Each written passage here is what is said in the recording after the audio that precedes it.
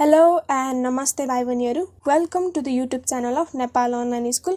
Nepal Online School को YouTube channel मा यहाँहरुलाई स्वागत छ। आज हामी क्लास 4 को My Social Studies and Creative Arts start गर्न जाँदै छौं। हजुरहरुले यहाँ देख्न सक्नुहुन्छ युनिट 1 मा रहेको छ Me, My Family and Neighborhood। म, मेरो परिवार र मेरो छिमेक।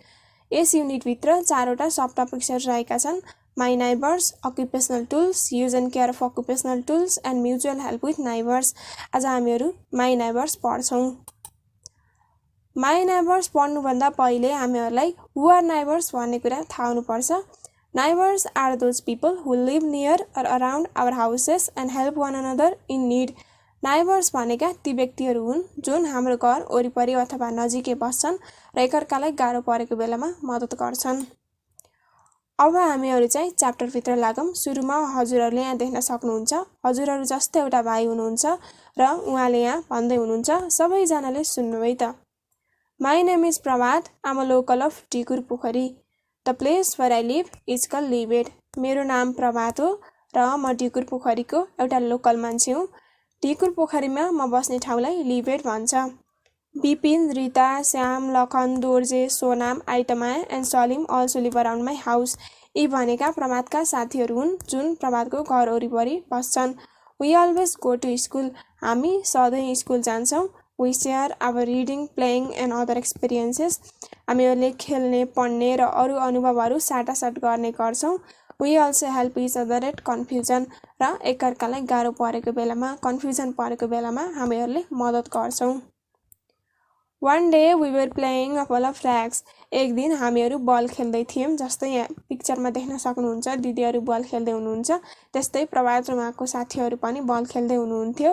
An elderly man of our village came saying, "Dashain is close around। त्यतिबेला एउटा elderly man आएर भन्नुभयो, "Dashain is close around। Dashain नजिकै छ।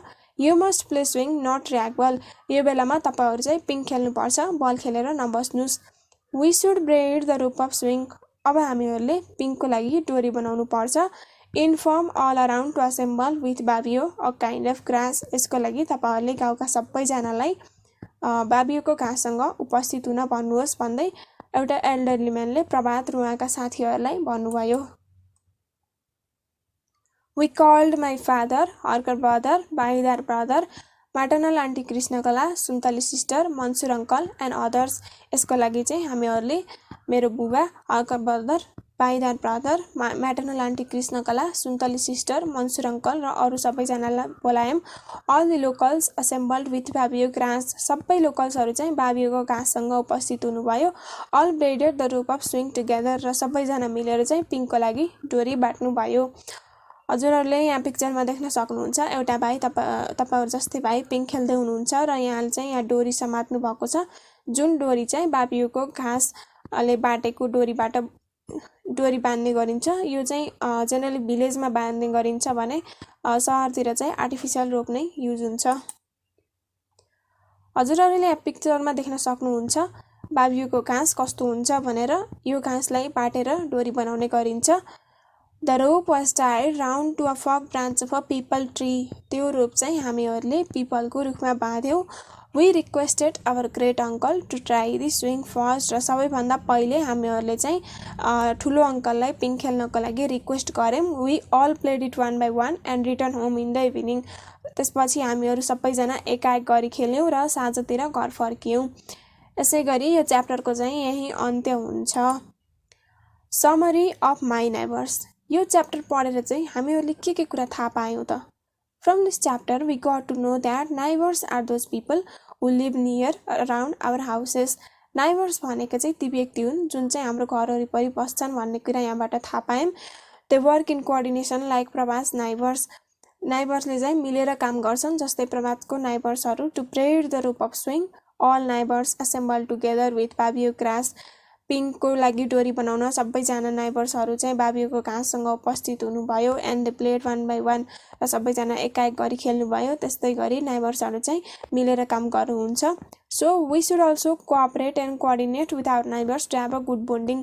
त्यसकारण हामीहरु पनि नाइबर्सहरुसँग मिलेर काम गर्नुपर्छ। यसले गर्दा फ्युचरमा आउने समस्याहरु पनि समाधान गर्न हामीहरुलाई सजिलो हुन्छ। अब हामी चाहिँ एक्टिभिटीज तर्फ लागौं। सुरुमा रहेको छ fill in the blanks with appropriate words. Question number A मा रहेको छ we all friends of around the village play ... together or separately. हामीहरू गाउँका सबैजना साथीहरू कसरी खेल्यौं भन्ने छ। टुगेदर र सेपरेटली रहेको छ अप्सनमा। भाइ बहिनीहरू यी क्वेशनहरूको एन्सर चाहिँ सबैभन्दा पहिला तपाईहरुले आफ्नो कपीमा लेख्दै जानुस् र यसपछि हामी एकछिन पछि चाहिँ यसको एन्सर चेक गर्ने छौं। क्वेशन नम्बर बी मा रहेको छ was tied by all neighbors being a rope। Question number C मा रहेको छ there are various ... in the neighborhood houses or rest places।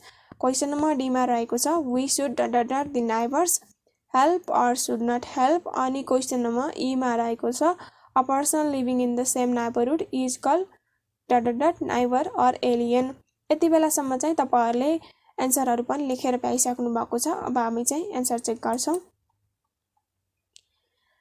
ए मा रहेको थियो we all friends of around the village play ... थियो र यसको एन्सर चाहिँ टुगेदर हुन्छ। हामी सँगै खेल्छौं भन्ने चाहिँ हुन्छ।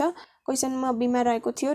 was tied by all neighbors being a rope। यसको एन्सर चाहिँ रोप हुन्छ। there are various ... in the neighborhood थियो क्वेशनमा चाहिँ यहाँ चाहिँ एन्सर चाहिँ हाउसेस हुन्छ। क्वेशन नम्बर डी मा रहेको थियो we should ... the neighbors। Answer भनेको चाहिँ हेल्प हुन्छ। हामीहरूले नाइबर्सलाई चाहिँ हेल्प गर्नुपर्छ। क्वेशन नम्बर ई मा छ a person living in the same neighborhood ... is called ... अनि यसको एन्सर चाहिँ नाइबर हुन्छ। अप्सनमा चाहिँ नाइबर र एलियन थियो भने एलियन भनेको चाहिँ कुनै अर्को प्लानेटमा बस्ने क्रिएचरलाई हामी एलियन भन्छौं। अब हामी चाहिँ क्वेशन नम्बर 2 मा जाउँ। What is the name of your neighbour. तपाईको कुनै पनि एउटा नाइबरको नाम लेख्नु भनेको छ। मैले चाहिँ यहाँ मेरो नाइबरको नाम लेखेकी छु।